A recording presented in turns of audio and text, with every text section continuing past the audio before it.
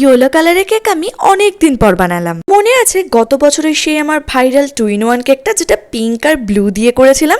ওই কেকটা যেই টুইন্সদের জন্য বানিয়েছিলাম, আজকের এই কেকটাও কিন্তু সেই দুজনের জন্যই, মানে আমার বান্ধবীর 2 যমজ মেয়ের জন্য আজকের এই ইয়েলো কেকটা। আর এদিকে আমি কেক বানাচ্ছি আর আমার বর এসে আমার পেছনে লাগছে।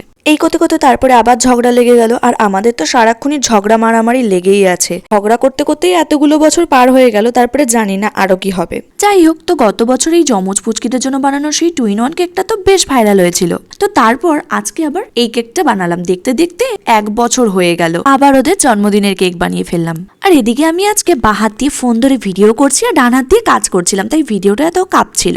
আর আজকের কেকটা কিন্তু ইনসাইড বাটারস্কচ ফ্লেভার।